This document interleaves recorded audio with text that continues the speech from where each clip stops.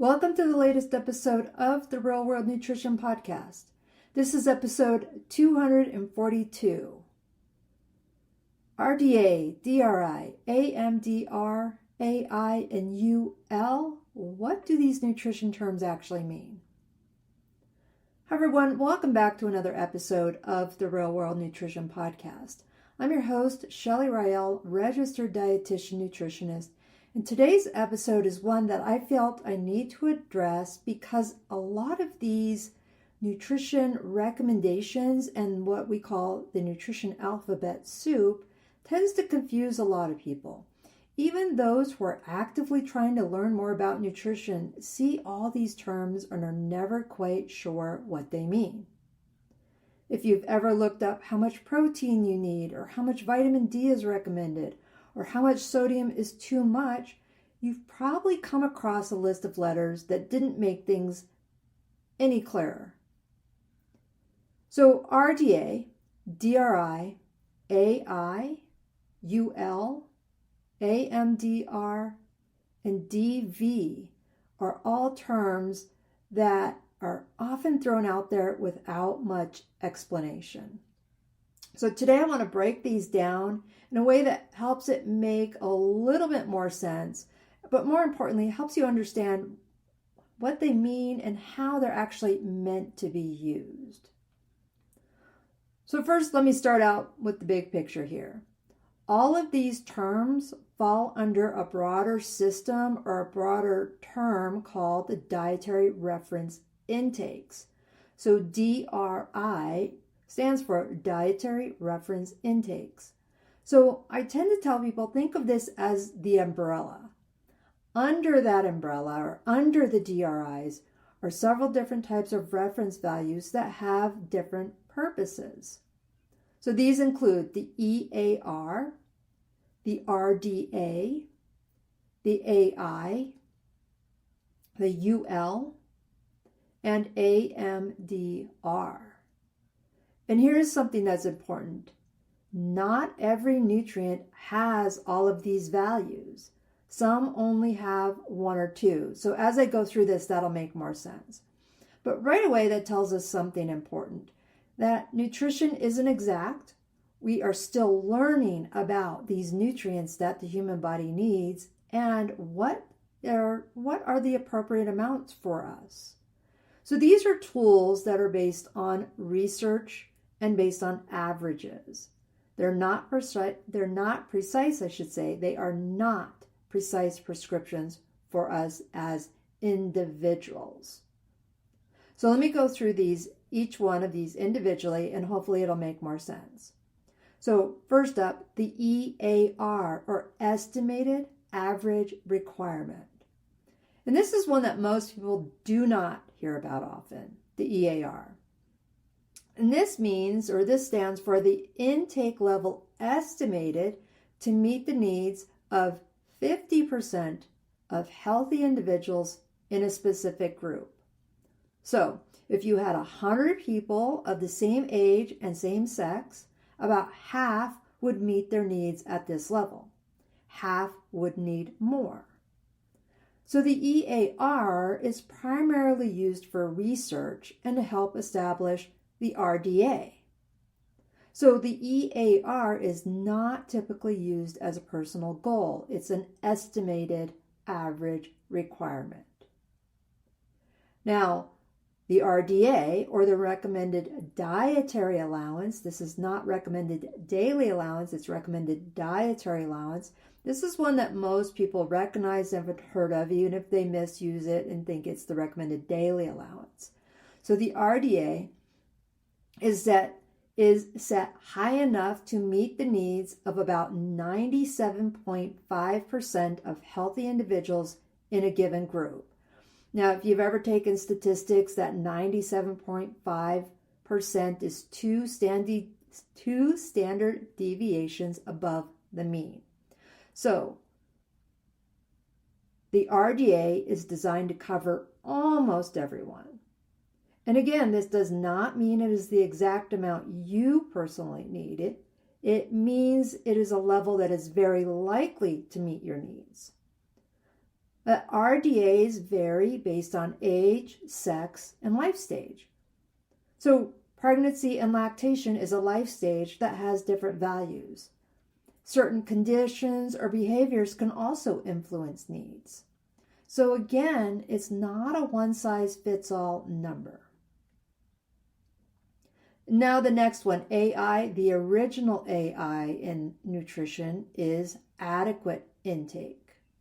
So adequate intake is used when we do not have enough evidence to establish an EAR, and therefore we can't establish an RDA. So we don't, if a nutrient has an AI or an adequate intake, we don't have an EAR or an RDA. So the AI or adequate intake is based on observed intake levels of healthy populations. So a good example here is fiber. We do not have an RDA for fiber. We have an AI for fiber. So that means the number is a useful benchmark, but it's not as precise as an RDA. And then UL. So UL, I tend to think of it as being upper limit, but technically it's for the tolerable upper intake level. So tolerable upper intake level, or like I said, my shortcut is upper limit. That's not the official term though. And this represents the highest daily intake that is unlikely to cause adverse health effects in most people. So that means if we start going above that, we would start having adverse health effects. So tolerable upper intake level. Now going above the UL doesn't mean there's always going to be harm, but the risk increases as intake goes higher. And this is especially relevant when it comes to supplements. For many nutrients, it's really difficult to reach excessive levels through food alone. It's almost impossible, but not impossible. But supplements, that just puts us on a whole other level, and that can push our intake so much higher. Now, what's important to note here is not every nutrient has a UL. Sometimes there's not enough evidence to determine where risk begins. So we just don't know, or we've never been able to find a case in which a UL has been able to be established or recognized. Now here's one, AMDR, the acceptable macronutrient distribution range. Now, as this says in the title, this is for our macronutrients, the macronutrient distribution range. So this only applies to carbohydrates, protein, and fat. And here, instead of giving a single number, it provides a range based on a percentage of total calorie intake. So here we go. The AMDRs are established for carbohydrates, protein, and fat. And for adults, the AMDR for carbohydrates is 45 to 65%. So that means 45 to 65% of total calories coming from carbohydrates. For protein, it's 10 to 35%. So 10% to 35% of total calories coming from protein. And then for fat, 20 to 35% of total calories coming from fat. Now, the key word here is range. The other thing is there's flexibility. This is a very important thing to consider. Carbohydrates, AMDR is 45 to 65%, and some people just flip out about that. But keep in mind, carbohydrates come from plant foods. This is fruits and vegetables and whole grains and dairy products and yogurt and nuts, seeds, beans. These are nutrients. And then fat fits in there. That 20% is really low, but for some individuals, that's what they want. Most people are going to the 30-35% range. And then protein, we do have that AMDR of 10 to 35%, but more often we calculate people's protein needs based on their body weight. But here's the other important thing. Different people may feel better at different points within these ranges based on their activity levels, their preferences, their overall diet, their health status. And I've had some people try to calculate their calorie needs based on 65% carbohydrates, 35% protein, and 35% fat. Doesn't work that way. Those 3 macronutrients in the different ranges need to total 100%. We cannot, no matter how people want to manipulate math, we can't have more than 100% of our calories. So if we have 50% carbohydrates and 30% fat, that allows for 20% protein. So there's all this math that goes on. Not so much that you need to worry about that, but just to give some added layer there. Now, the other one is one you may see more often, is the DV, or the daily value. So that is what you will see on the nutrition facts panel or on the nutrition facts label. If you look at the back of a food that has a nutrition facts label, you see the black and white panel, and it lists percentage on the far right column. So that's the percent daily value. Now, daily values are based on the DRI system, but it's really been simplified just for general use. And that daily value is typically based on a 2,000 calorie diet. So it's useful for comparing foods, but it's not individualized recommendations. It's really important to understand that 2,000 calorie diet that is used in many areas is a reference point and not a recommendation. And I have to remind people, just because it's a reference point doesn't mean that's what it is for you individually. You may need more, you may need less. Now and then I do have people who have a 2,000 calorie diet. But again, it's reference. So what I'm not doing here is I'm not going through all the nutrients and what their ULs and DVs and all these different numbers are. Because not every nutrient has a value. Now, I'll tell you what, from doing this for over 25 years, I don't have all these numbers memorized. I have a lot of them known just because this is my work and I work with these numbers a lot. But just to point this out, not all nutrients have an RDA. Not all nutrients have a UL. And this is usually because there's not enough research to establish those values. In other cases, toxicity is unlikely in typical intake levels. Important, typical intake levels. So a UL has not been determined. But that doesn't mean there isn't an upper limit. It just means we have not had or don't have enough data to define it at this point. So what does this all mean for you? Well, in the big picture, most of the time, you don't need to worry about all these little details. These values are based on population averages. They're designed to guide planning, but also on my side of things, assessment. They're not meant to be rigid targets where you have to hit those numbers exactly every day. And like I said, you're not expected to memorize these numbers.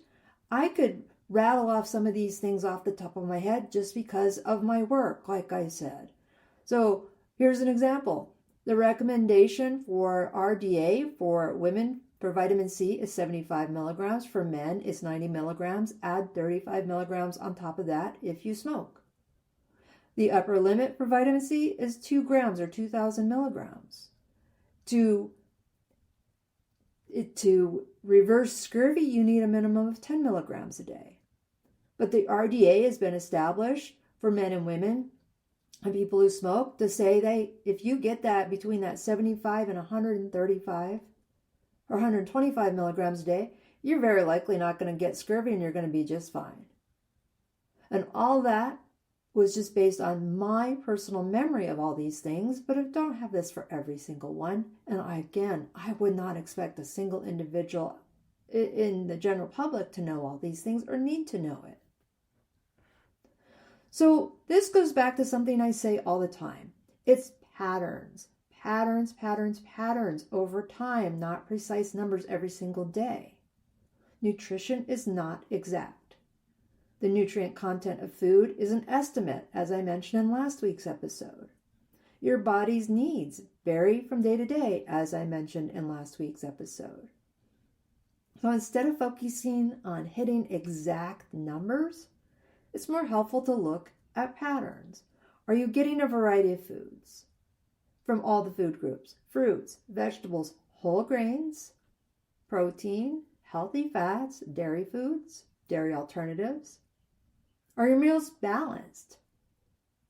Are your habits consistent over time?